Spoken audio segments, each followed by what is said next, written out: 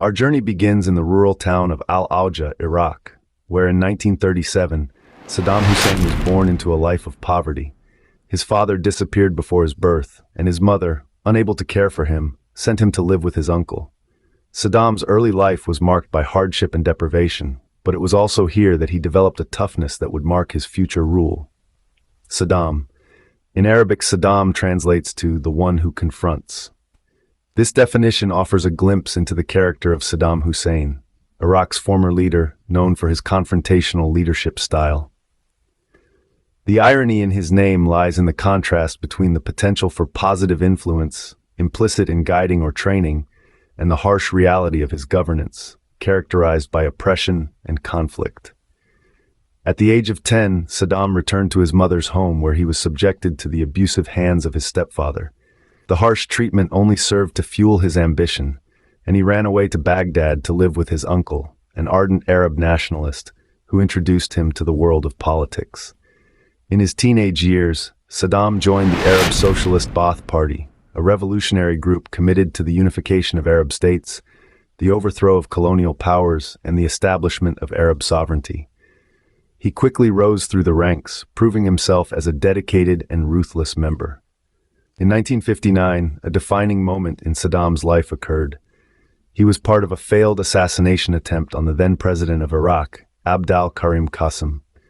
Despite being shot in the leg, Saddam managed to escape, demonstrating a level of bravery and tenacity that would earn him a reputation as a fearless leader among his peers. After the successful overthrow of Qasem in 1963, the Ba'ath Party took control, and Saddam's political career took a turn for the better.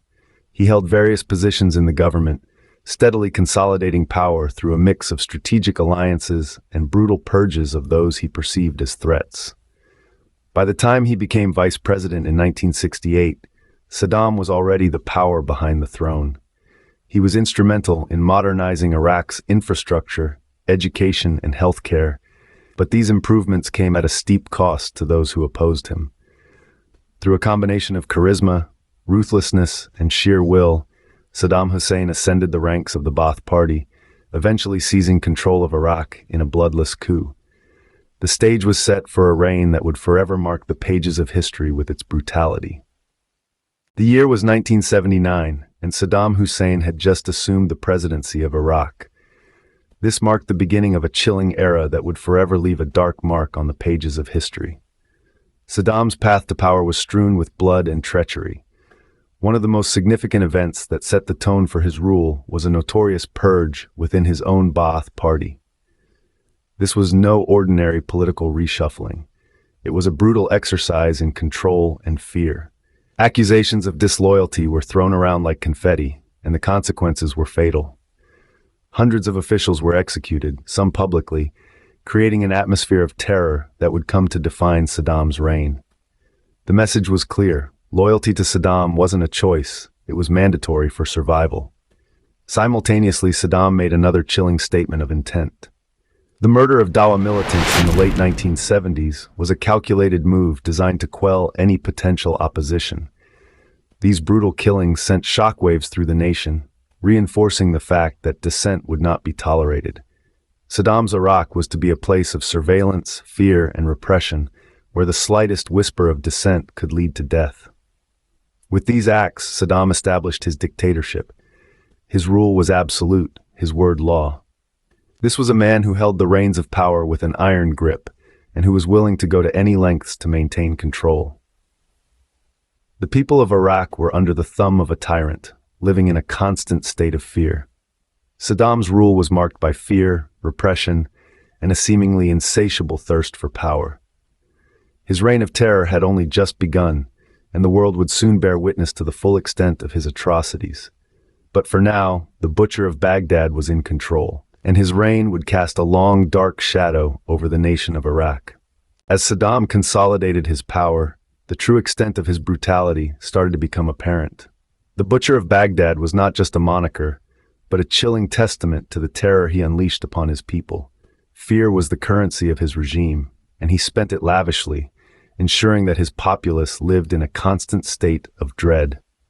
One of the most terrifying tools in his arsenal of fear was the industrial shredder. These devices, designed for the destruction of heavy materials, were instead used to inflict the most horrific of punishments on those unfortunate enough to incur Saddam's wrath. Prisoners, often accused of disloyalty or dissent, were forced into these machines, their lives brutally extinguished in a manner that shocked the world. These were not isolated incidents, hidden in the dark corners of the regime, but a systemic approach to control and domination. The use of such grotesque methods of execution was not merely an act of punishment, but a clear message to the rest of the population. Any opposition to Saddam's rule would be met with the most severe of consequences. Yet, the industrial shredders were just one facet of Saddam's reign of terror. Reports of torture, mass executions, and forced disappearances were rife. The regime's secret police were ever present, an invisible network of informants and enforcers that kept the population in check through fear and intimidation. Even as international condemnation grew, Saddam remained undeterred. His grip on Iraq was ironclad, maintained through a cocktail of fear, oppression, and violence. The world watched in helpless horror as the Butcher of Baghdad continued his reign, seemingly impervious to the pleas for humanity and justice. These atrocities left a dark stain on Iraq's history, a testament to the cruelty of Saddam's regime.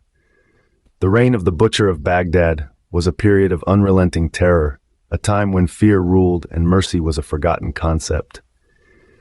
It is a chapter of history that serves as a stark reminder of the depths of depravity that can be plumbed when power is placed in the hands of a tyrant. In 1988, Saddam's regime committed one of its most heinous acts. The world bore witness to a tragedy of unthinkable proportions, a chilling testament to the lengths Saddam was willing to go to assert his dominance. This was the Halabja Massacre, a dark chapter in the annals of human history that saw the ruthless extermination of thousands of innocent civilians. In the heart of the Kurdish city of Halabja, nestled between the borders of Iran and Iraq, a cloud of deadly gas descended upon the unsuspecting populace. This was not a random act of violence. It was a meticulously planned chemical attack, orchestrated by the Butcher of Baghdad himself. Saddam's forces, armed with a lethal cocktail of mustard gas and nerve agents, unleashed a rain of death and destruction upon the city. The aftermath was nothing short of apocalyptic. Streets once bustling with life were transformed into a haunting tableau of death and despair. Thousands of men, women, and children lay lifeless, their lives extinguished in an instant. The survivors, forever scarred by the horrors they had witnessed, were left to pick up the pieces of their shattered lives. The international community recoiled in horror at the news of the Halabja massacre. Condemnations poured in from around the globe, yet the Butcher of Baghdad remained undeterred. His reign of terror continued unabated, the fear and oppression that characterized his rule deepening with each passing day. But why Halabja? Why did Saddam choose to unleash his deadly arsenal on this particular city? The answer lies in Saddam's deeply entrenched animosity towards the Kurdish people, who he perceived as a threat to his regime. The Halabja massacre was a brutal demonstration of his resolve to quash any form of dissent, a chilling reminder of the price of defiance in Saddam's Iraq. The Halabja massacre was a stark reminder of the lengths Saddam was willing to go to maintain his grip on power. It stands as a testament to the horrors of his regime, a grim chapter in a reign characterized by tyranny, terror, and tragedy. Yet in the face of such adversity, the spirit of the Kurdish people remained unbroken. Their resilience serves as a beacon of hope, a reminder that even in the darkest of times, the human spirit endures. In 1990, Saddam's ambition led him to invade Kuwait, a decision that would ultimately lead to his downfall. The invasion was a strategic move aimed at asserting Iraq's dominance in the Middle East and gaining control of Kuwait's vast oil reserves.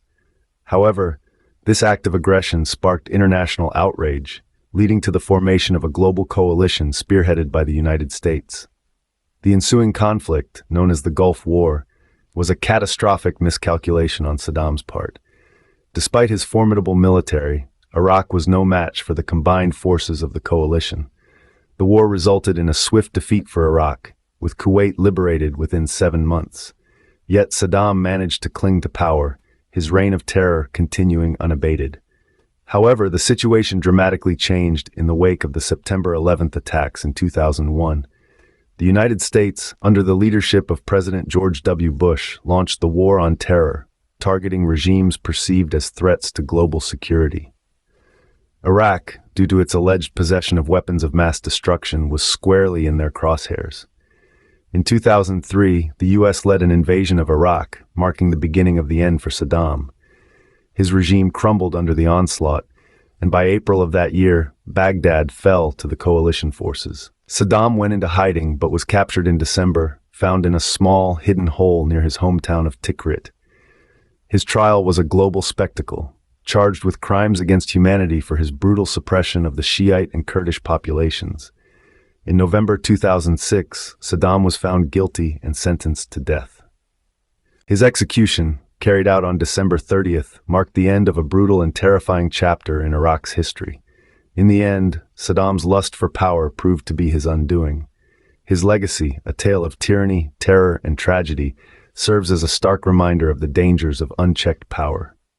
As the echoes of Saddam's reign fade into the annals of history, we are left to reflect on the lessons learned from this dark era. It's a reminder that history is not just about the past, but a guide for the future, a guide to prevent the repetition of such horrors. We are dedicated to bringing you more such insightful content, exploring the depths of history, unearthing stories of power, tyranny, triumphs, and failures. We believe that understanding our past is integral to shaping our future. So we invite you to join us in this journey through time. Please follow our channel, share our content with those who might find it interesting, and stay tuned for more comprehensive videos that delve into the pages of history. Remember, each click, each share, each comment helps us in our mission to educate and enlighten. Thank you for your support. Stay curious, stay informed, and most importantly, never forget the lessons history teaches us.